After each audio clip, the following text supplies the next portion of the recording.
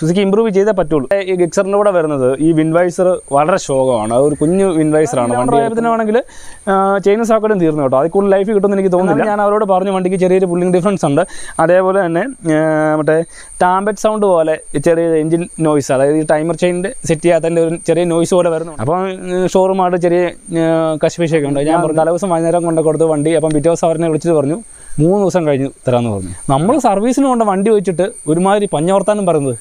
ഈ service parts അവൈലബിലിറ്റിയാണ് വൻ ശോകമാണ്. Guys, എല്ലാവർക്കും നമസ്കാരം. അപ്പോൾ നമ്മുടെ പഴയ ഗിക്സർ എസ്എഫിൻ്റെ ഞാൻ പുതിയ വണ്ടി എടുത്തപ്പോൾ അതിൻ്റെ വീഡിയോയും കാര്യങ്ങളൊക്കെ ചെയ്തിട്ടുണ്ടായിരുന്നു. അപ്പോൾ അതിനകത്ത് കോമൺ ഡൗട്ടോടെ കുറേ കാര്യങ്ങൾ വന്നിട്ടുണ്ടായിരുന്നു. വണ്ടിയുടെ ഒരു ലോങ് വീഡിയോ ചെയ്യുക ബ്രോ, അതേപോലെ വണ്ടിയുടെ സർവീസും കാര്യങ്ങൾ എങ്ങനെയുണ്ട്, വണ്ടിയുടെ ഓൺ റോഡ് പ്രൈസ് എത്രയാണ്, അങ്ങനെ കുറേ ഡീറ്റെയിലും കാര്യങ്ങളൊക്കെ വരുന്നുണ്ടായിരുന്നു. അപ്പോൾ നമുക്ക് ഇന്നത്തെ വീഡിയോ നമുക്ക് അതാക്കി തന്നെ ചെയ്തേക്കാമെന്ന് വിചാരിച്ചു. വേറൊന്നുമില്ല, നമ്മുടെ വണ്ടി ഇപ്പോൾ ഏകദേശം എടുത്തിട്ട് 15,000 കിലോമീറ്ററോളം ആയിട്ടുണ്ട്.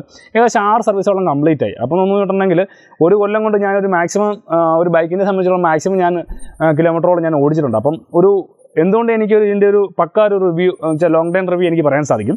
അപ്പോൾ ഇതിൻ്റെ സർവീസും കാര്യങ്ങളും അതേപോലെ തന്നെ ഞാൻ കുറച്ച് മൈന്യൂട്ട് ഡിഫറൻസും മോഡിഫിക്കേഷൻസും കാര്യങ്ങളൊക്കെ വരുത്തിട്ടുണ്ട്. ഇതിനെല്ലാം ഇന്നത്തെ വീഡിയോയ്ക്കകത്ത് എല്ലാം കംപ്ലീറ്റ് അതിനെക്കുറിച്ചാണ് പറയുന്നത്. ആദ്യം പറഞ്ഞു വരുമ്പോൾ ഇതിനെ നമുക്ക് ഡയറക്റ്റ് വീഡിയോയിലേക്ക് കിടക്കാം. എല്ലാവർക്കും നാടൻ മീഡിയയുടെ പുതിയ വീഡിയോയിലേക്ക് സ്വാഗതം. ഞാൻ ജിഷ്ണു മറ്റക്കര.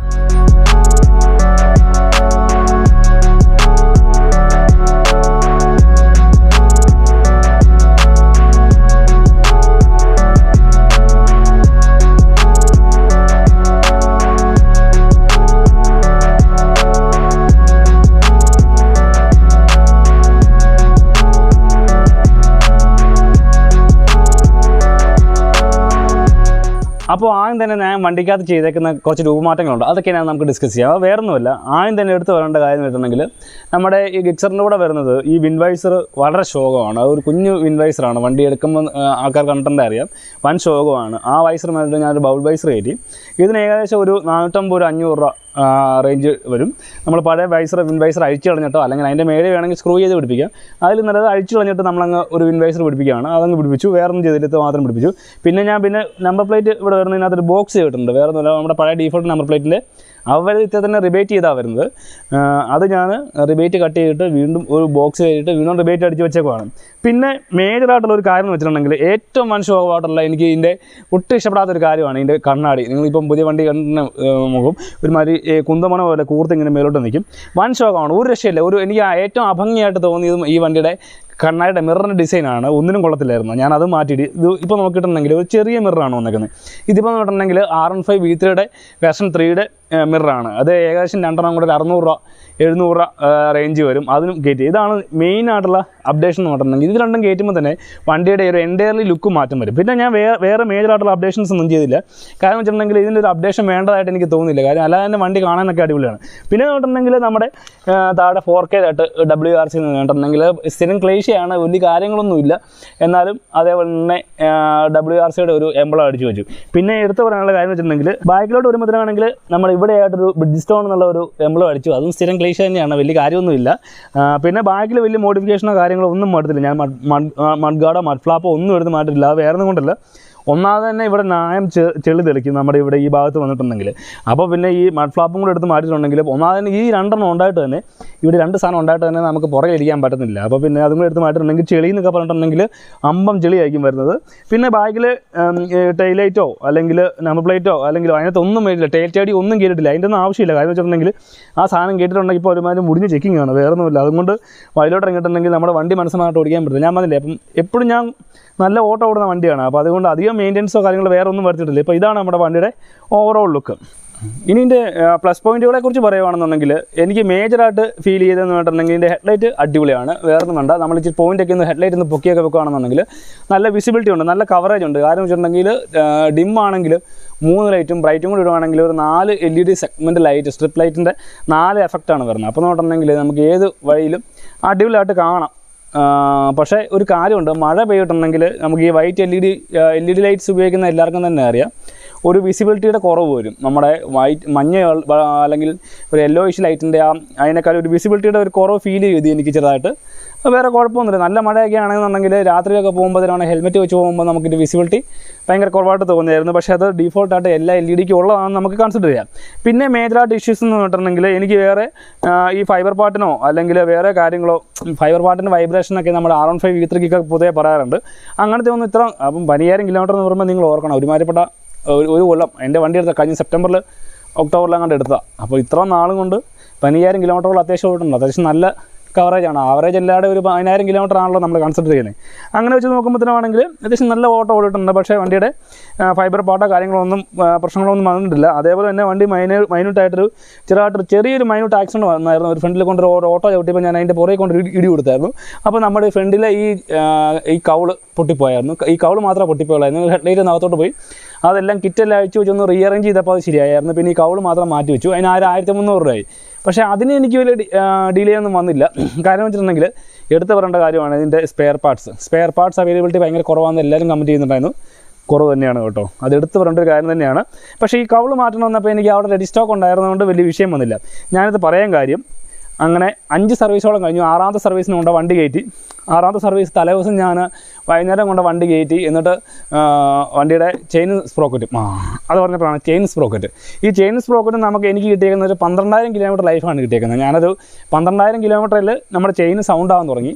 ആ സൗണ്ട് ഞാനൊരു വലിപ്പിച്ച് അങ്ങനെ 10,000 കിലോമീറ്റർ വരെ എത്തിച്ചു.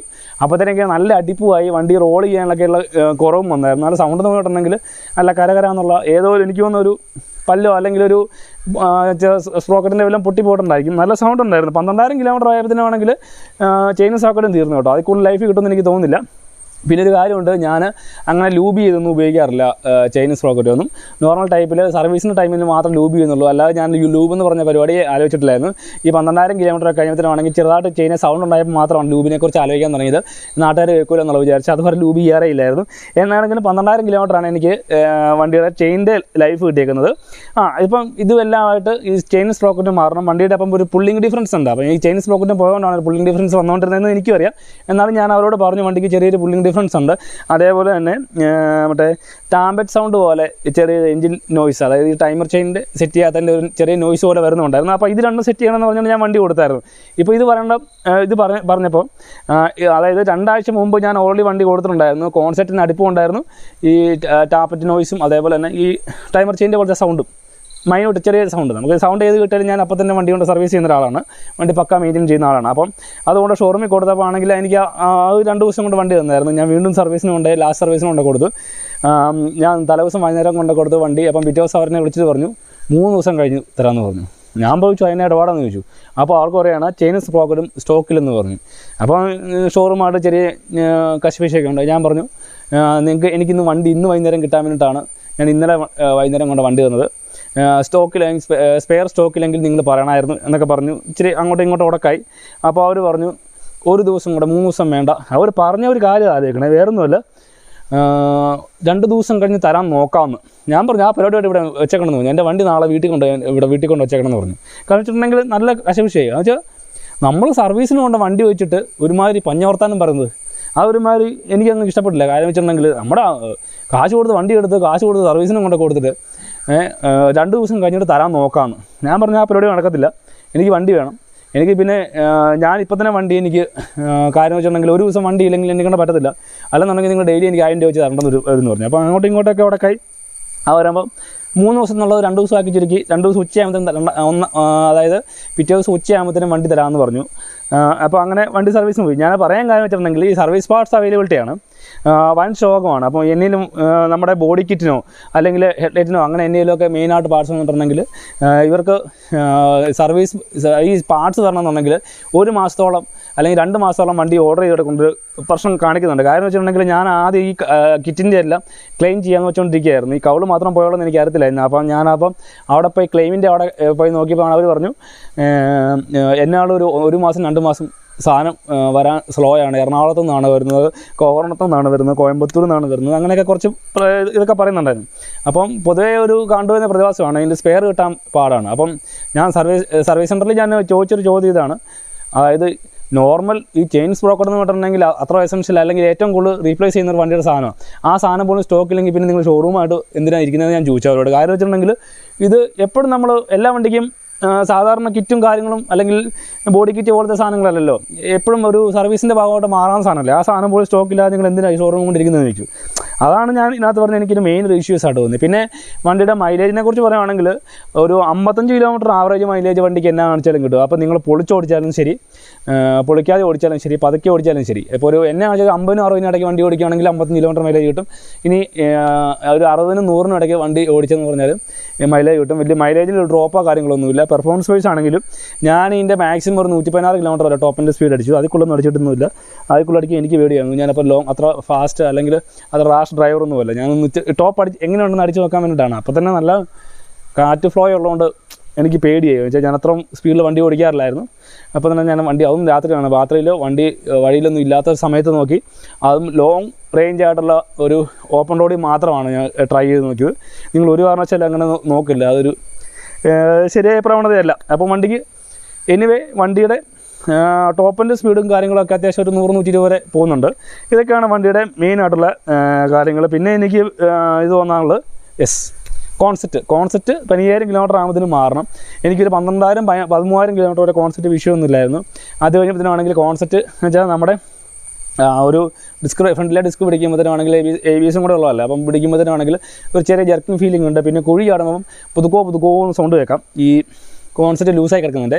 അപ്പോൾ അതും കൂടെ ആയപ്പോഴത്തേനാണെങ്കിൽ ഞാൻ പിന്നെ ഈ സർവീസിന് കൊണ്ട് കോൺസെപ്റ്റും മാറി. അപ്പം ഒരു 15,000 കിലോമീറ്റർ ആകുമ്പോഴത്തേനാണെങ്കിൽ ചെയിൻ സ്പ്രോക്കറ്റ് ഉറപ്പായിട്ടും മാറണം. അതേപോലെ കോൺസെപ്റ്റ് മാറണം. മേജർ സർവീസ് ഇപ്രാവശ്യം ഞാനത് വണ്ടി എനിക്ക് ഇറങ്ങിയപ്പോൾ ഏകദേശം ഒരു 4,500-4,600 രൂപയോളമായി. അപ്പം ചെയിൻ സ്പ്രോക്കറ്റ് മാറി, കോൺസെപ്റ്റും മാറിയോണ്ടാണ് ഇത്രയും റേറ്റ് ആയത്. അല്ലെങ്കിൽ അത്രയും ആകത്തില്ലായിരുന്നു. വേറെ കംപ്ലയിൻറ്റോ കാര്യങ്ങളൊന്നുമില്ല, മൈലേജ് ഡ്രോപ്പോ കാര്യങ്ങളൊന്നുമില്ല. അപ്പോൾ ഇതൊക്കെയാണ് വണ്ടിയുടെ മെയിൻ ഇഷ്യൂസ്.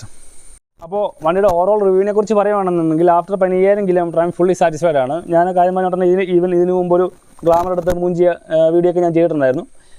ഹീറോ ആയിട്ട് കമ്പയർ ചെയ്യുമ്പോൾ എന്തുകൊണ്ടും സുസുക്കി അതിൻ്റെ ഒരു നിലവാരം പുലർത്തുന്നത് തന്നെ ചെയ്യാം.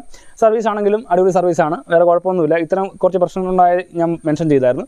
അതെനിക്കൊരു ഒറ്റ പ്രാവശ്യം ഉണ്ടായ അനുഭവം ഉള്ളൂ. ബാക്കി എല്ലാ സർവീസും അവരുടെ അടിപൊളിയൊക്കെ ആയിരുന്നു. പക്ഷേ എന്നിരുന്നാലും നമ്മുടെ പാർട്സ് അവൈലബിലിറ്റി വൻ ശോകമാണ്. അത് എന്നാണ് സുസുക്കി ഇമ്പ്രൂവ് ചെയ്തില്ലെങ്കിൽ വൻ ശോകം തന്നെയാണ്. അത് സുസുക്കി ഇമ്പ്രൂവ് ചെയ്തേ പറ്റുള്ളൂ. പാർട്സ് എന്ന് പറഞ്ഞിട്ടുണ്ടെങ്കിൽ ഇത്രയും കാര്യമായിട്ടുണ്ടെങ്കിൽ നമ്മുടെ ഈ റേഞ്ചിൽ ഒരു വണ്ടി ഇപ്പോൾ ഓണോടെ ഇറങ്ങുമ്പോൾ ഏതാണ്ട് 1,65,000-1,68,000 രൂപ, ചിലയിടത്ത് 1,70,000 രൂപ വരെ പറയുന്നുണ്ട്. മാക്സിമം 1,70,000 രൂപയ്ക്ക് നമുക്ക് വണ്ടി ഓണോടെ ഇറക്കാൻ പറ്റും. വെർഷൻ 3, വെർഷൻ 4 നമ്മുടെ R15 ഒക്കെ ഇറങ്ങണമെന്നുണ്ടെങ്കിൽ ഈ ബഡ്ജറ്റിൽ സ്പോർട്സ് കിറ്റോട് കൂടി 150cc ഇറക്കണമെന്നുണ്ടെങ്കിൽ എന്നാ കാണിച്ചെന്ന് പറഞ്ഞാൽ ഒരു 2-2.5 ലക്ഷം രൂപ ആവും. അതിൻ്റെ സ്ഥാനത്ത് നമുക്ക് വാല്യൂ ഫോർ മണി എന്ന് പറഞ്ഞിട്ടുണ്ടെങ്കിൽ ഭയങ്കര വാല്യൂ ഫോർ മണിയാണ്.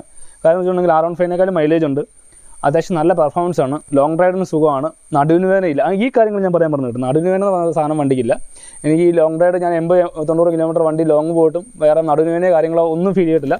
അപ്പോൾ അവിടെ റിസ്റ്റിൻ്റെ ഇവിടെ നമ്മൾ ഈ കയ്യിൽ വണ്ടി ഒത്തിരി പ്രഷർ കൊടുക്കുന്നതിൻ്റെ ഭാഗമായിട്ടുള്ള റിസ്റ്റ് പെയിൻ വരും. വേറെ ഒരു കുഴപ്പമില്ല. വണ്ടി കോർണറിങ് ചെയ്യാനാണെങ്കിലും പൊളിച്ചോടിക്കാനാണെങ്കിലും വണ്ടി ഒരു കുഴപ്പമൊന്നുമില്ല. അപ്പം ഓവറോൾ വണ്ടി ഫുള്ളി സാറ്റിസ്ഫൈഡ് ആണ്. വേറെ പ്രശ്നങ്ങളോ കാര്യങ്ങളോ ഒന്നുമില്ല. അപ്പം നമുക്കിനി ഉറപ്പായിട്ടും ഞാനിത് പറയുകയാണെന്നുണ്ടെങ്കിൽ മറ്റൊരാൾക്ക് തീർച്ചയായിട്ടും വണ്ടി റെക്കമെൻഡ് ചെയ്യും. ധൈര്യമായിട്ട് നിങ്ങൾക്ക് എടുക്കാം. ഞാൻ ഇതേപോലെ സാധാരണ എല്ലാ വണ്ടിയുടെയും കുറ്റം പറയാറുള്ളതാണ്. ഇതിന് എനിക്ക് സ്വന്തം വണ്ടിയായിട്ട് പൊക്കി പറയുന്നതല്ല, ഉപയോഗിച്ചിട്ട് അതിനകത്തുനിന്നുള്ള ഒരു ജെന്യൂൻ ആയിട്ടുള്ള ഓണർഷിപ്പ് റിവ്യൂ ആണ്. നിങ്ങളിപ്പോൾ എടുത്തിട്ട് എന്തെങ്കിലും കംപ്ലയിൻ്റ് ഉണ്ടോ എന്നോട് പറഞ്ഞോളൂ. ഞാൻ ധൈര്യമായിട്ട് നിങ്ങളെ ഫേസ് ചെയ്യാൻ തയ്യാറാണ്. അത് അത്രയും ഗ്യാരണ്ടി എനിക്ക് തരാൻ പറ്റും. വേറെ പ്രശ്നങ്ങളോ കാര്യങ്ങളൊന്നുമില്ല. ഞാൻ ഈ പറഞ്ഞ ഇത്തരം കുറച്ച് പ്രശ്നങ്ങളൊക്കെ ഉള്ളൂ. വേറെ പ്രശ്നങ്ങളോ കാര്യങ്ങളോ ഒന്നും എനിക്ക് ഫീൽ ചെയ്തിട്ടില്ല. അപ്പം ധൈര്യമായിട്ട് നിങ്ങൾക്ക് എടുക്കാം. വണ്ടി ഒന്നും നോക്കേണ്ട കാര്യമില്ല, ധൈര്യമായിട്ട് എടുക്കാം. 100% സാറ്റിസ്ഫൈഡ് ആണ് ഞാൻ ഈ വണ്ടിയിൽ. ഏകദേശം ഒരു കൊല്ലം കൊണ്ട് തന്നെ ഏകദേശം പൂർണ്ണമായിട്ട് ഞാൻ ഉപയോഗിച്ചിട്ട് ഒരു 100% സാറ്റിസ്ഫൈഡ് ആയിട്ടുള്ള ഒരു റിവ്യൂ മാത്രമാണ് നിങ്ങൾക്ക് തരുന്നത്. അപ്പം വീഡിയോ നിങ്ങൾക്ക് ഇഷ്ടമായിട്ടുണ്ടെങ്കിൽ ലൈക്ക് ചെയ്യുക, കമൻറ്റ് ചെയ്യുക, മാക്സിമം സപ്പോർട്ട് ചെയ്യാം. അപ്പം പുതിയ വീഡിയോ ആയിട്ട് വരുന്ന വരെ ദിസ് ഈസ് സ്റ്റേഷൻ മറ്റേ സൈനിങ് ഓഫ്.